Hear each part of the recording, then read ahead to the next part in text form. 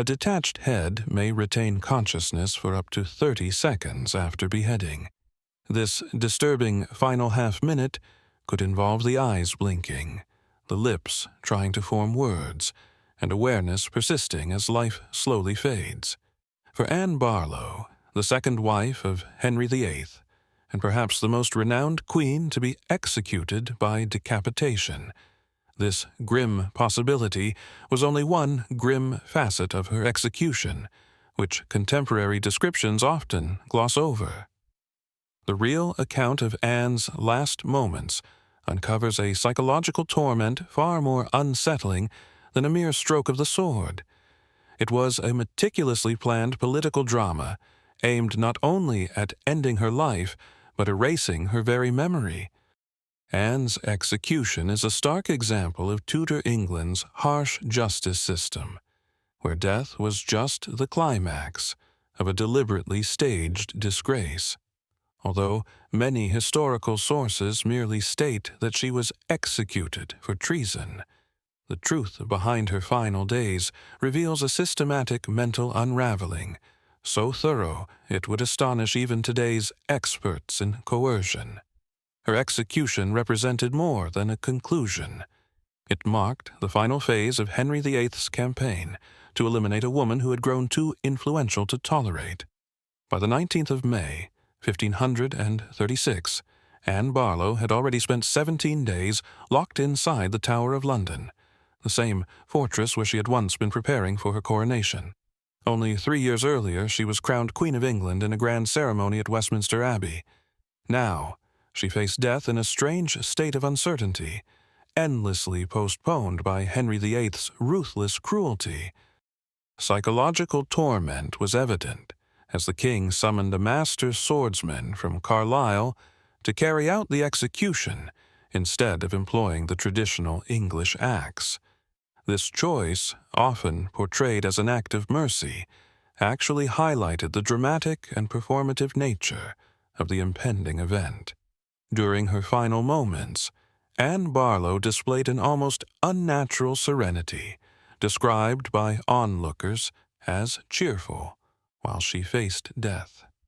Contemporary psychologists might interpret this as dissociation, a mental defense triggered by overwhelming trauma. She is said to have made a dark joke about being called a netta and going without a head, a grim humor concealing her deep distress. Few historical records truly convey the profound fear she must have experienced. Aware that her character was being systematically shattered through false claims of adultery, incest, and conspiracy to kill the king, what heightens the horror of Anne's execution is not merely the act of beheading, but the deliberate destruction of her very identity.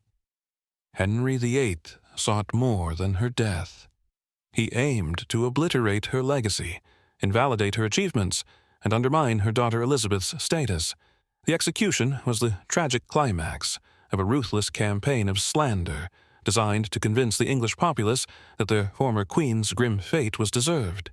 In the days leading up to her death, Anne was forced to endure lurid, fabricated stories of supposed sexual misconduct, allegations so outrageous they would be dismissed by most as lies. The morning of May 19th broke unusually bright over London, a sharp contrast to the grim events about to take place. Anne Barlow had spent her last night in prayer, although sleep repeatedly escaped her. Records from the Tower show she requested the sacrament at 2 o'clock in the morning, kneeling before the host for several hours in desperate communion. By dawn, she had already been awake for nearly 24 hours, her mind undoubtedly shattered by anxiety and sheer exhaustion. When the Tower official came to retrieve her, she was reportedly laughing with her ladies, a response that reveals not peace, but a mental unraveling. Anne's execution had been set and reset multiple times, a frequently overlooked form of psychological torment. The constant uncertainty about the exact moment of death was a deliberate technique used against prisoners. When she was finally told the time had come, Anne was escorted from her rooms through the same halls where, only 3 years before, she had walked as queen-to-be. Now the guards flanked her not out of respect but to ensure she could not flee. The very courtiers who had once bowed to her observed her final path with cold detachment. The scaffold built on Tower Green was unusually low, standing only 3 feet above the ground, contrary to the tall platforms often shown in movies. This intentional design forced Anne to climb just a few steps, stripping her of any dignified elevation and keeping her close to the jeering crowd below. While contemporary portrayals often depict a solemn and respectful crowd, historical accounts indicate that the atmosphere resembled more of a festive carnival. The execution was a public spectacle, meant to serve as a warning to anyone who might defy the king's authority, especially women who dared to step beyond their social rank. Before kneeling at the execution block, Anne Barlow was allowed a final address. This was not an act of kindness, but rather a fulfillment of tradition. Her speech, spoken with careful precision, displayed both her political insight and her dire situation. She declared, "Good Christian people I am come hither to die, for, according to the law, and by the law, I am judged to die, and therefore I will speak nothing against it." Though these words seemed to show acceptance of her fate, they were in fact her last form of defiance. By recognizing the law without admitting guilt, she subtly questioned the validity of the accusations brought against her. Perhaps the most unsettling aspect was the absence of Henry VIII. Contrary to the expected royal presence at such events, he was not there but remained at Whitehall Palace awaiting news of Anne's death. As her head was separated from her body, Henry VIII was reportedly celebrating his forthcoming marriage to Jane Seymour. This cruel contrast revealed how completely Anne had been cast aside. What had once been personal had turned political, and Anne's execution was merely an inconvenient step in the king's relentless quest for a male successor. The executioner from Carlisle had specifically requested the job and was paid handsomely for his skill. Depicted a greater degree of deliberate cruelty. Traditional English executions involved an axe that frequently required several strikes to fully remove the head. The French executioner, however, was far more likely to complete the decapitation with just one swing, but was unknown to Anne Barlow. In her last moments, she would confront death delivered by an unfamiliar person, which posed a final humiliation for a queen who once held the gaze of all England. Her blindfolding, often interpreted as an act of kindness to spare her the view of the blade, actually had a practical reason. It stopped her from flinching at the precise moment which might have caused a failed execution. Anne knelt upright instead of resting her head on a block, following another French custom that increased the difficulty for the executioner. This posture demanded that Anne stay perfectly still through sheer determination, showing great composure even as the swordsman readied his strike. Onlookers said she repeatedly moved her lips in prayer, her eyes shifting under the blindfold as she tried to hear the sword's approach. The mental agony of knowing death is near, but the exact moment remains unknown, represents a kind of torture that is barely mentioned in polished historical tellings. The actual beheading was notably swift by Tudor-era standards. A single swing separated Anne's head, but what occurred immediately afterward is often omitted from refined histories. Witnesses describe her eyes and lips continuing to move for some time after. A few seconds following the beheading, a terrifying physiological reaction took place, as oxygen lingered in the brain tissue. Some witnesses even claimed to see Anne Barlow's lips forming words, possibly continuing the prayer cut off by the sword's strike. The scene was so gruesome that several onlookers fainted, while others turned away in shock at this stark reminder of the fragile link between body and soul. Most significantly, no suitable coffin had been prepared for Anne's remains. Her attendants, overwhelmed by sorrow and disbelief, hastily found an arrow chest to contain her head and body. This seemingly small mistake reveals a great deal about the utter neglect of Anne's dignity. Even after death, she was treated as a political issue to be resolved rather than a person worthy of basic respect. Her burial was rushed and unceremonious, taking place in an unmarked grave within the Tower Chapel without the appropriate Christian rites, as if the king wished for her memory to vanish as quickly as her life had been cut short. Henry VIII's efforts to erase Anne Barlow went far beyond the moment of her death. Court artists were ordered to destroy her portraits. Her royal symbols were carved out of palace walls, and courtiers quickly understood that speaking her name could bring the king's displeasure. While attention often centers on the act of execution itself, this deliberate erasure of Anne's existence reflects a deeper kind of violence. It was a brutal attempt not simply to end a life, but to obliterate a legacy. It would take several centuries before historians embarked on the careful task of piecing together Anne Barlow's life from the remnants that survived Henry VIII's brutal purge.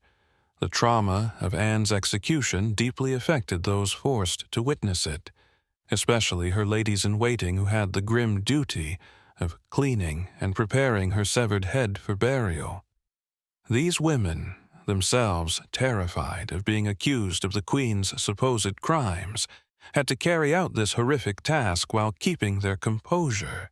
Many reportedly endured nightmares for years afterward, and at least one eventually sought refuge in a convent, unable to face court life following such a harrowing experience. The psychological shock radiated far beyond Anne herself, spreading a climate of fear throughout Henry VIII's court during the rest of his reign. In the direct aftermath of the execution, Anne's daughter Elizabeth, who was not yet 3 years old, was declared illegitimate and stripped from the succession. The child, destined to become one of England's most renowned monarchs, was effectively left an orphan. Her mother had been executed, and her father publicly denied her rightful status. Court documents reveal Elizabeth suddenly lacked suitable clothing and attendants fitting her previous rank, and her household was disbanded almost immediately. This harsh treatment of a young toddler exposes another layer of horror surrounding Anne's execution. The punishment extended even to her innocent offspring, revealing the severity of the consequences inflicted on those connected to Anne Barlow. The executions failed to convey the overwhelming sensory impact fully.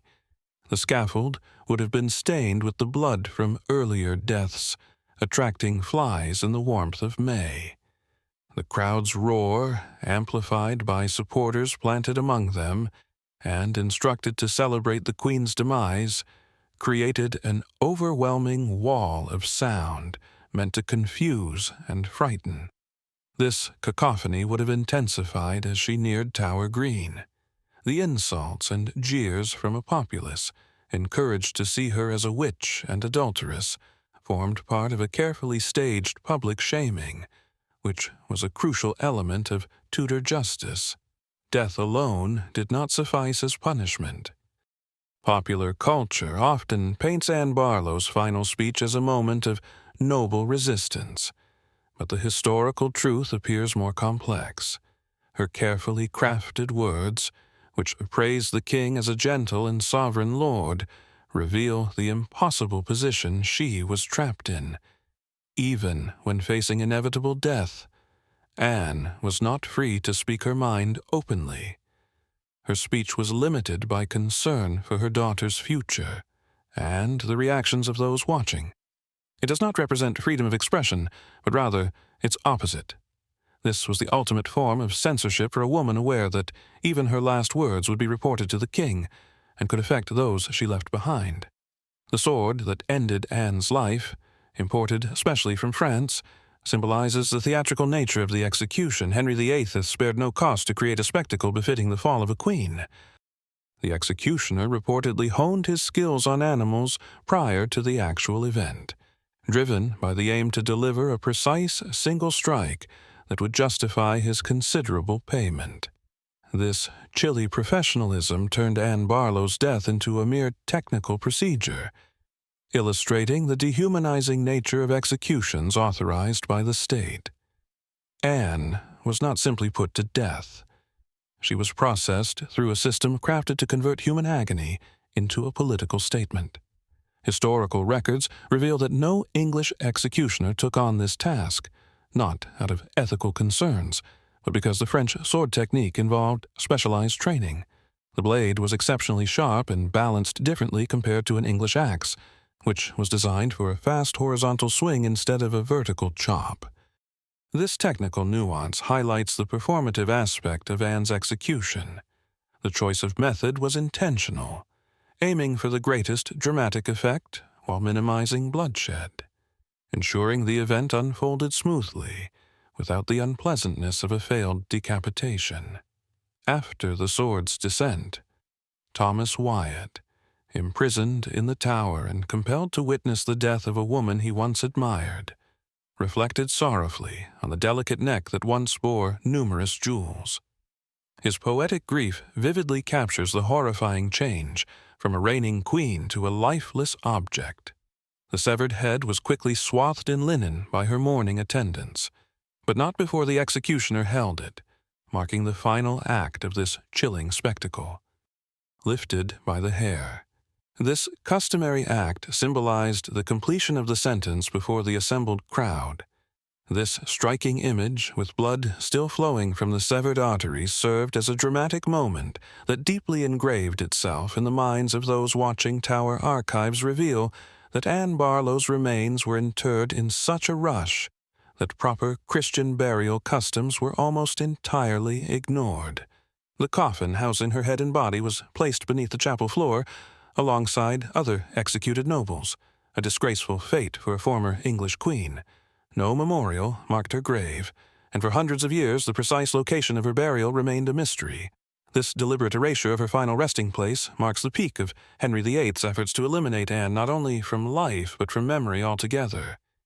A campaign that came dangerously close to success. In the days after the execution, Henry VIII's propagandists labored intensely to craft the public's perception. Court poets, once praising Anne Barlow's intelligence and charm, now composed works branding her a deceitful adulteress. Official reports highlighted the king's generosity in granting her the service of an expert swordsman instead of the usual executioners, recasting Henry VIII's dramatic decision as an act of kindness.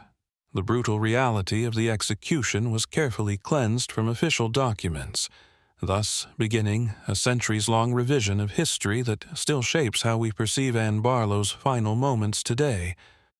Perhaps what troubles contemporary perspectives the most is how swiftly life resumed its course for Henry VIII. On the very day that Anne Barlow was put to death, he officially became engaged to Jane Seymour. Within a fortnight of sending his second wife to the gallows, Henry married his third spouse in a discreet ceremony at Whitehall Palace.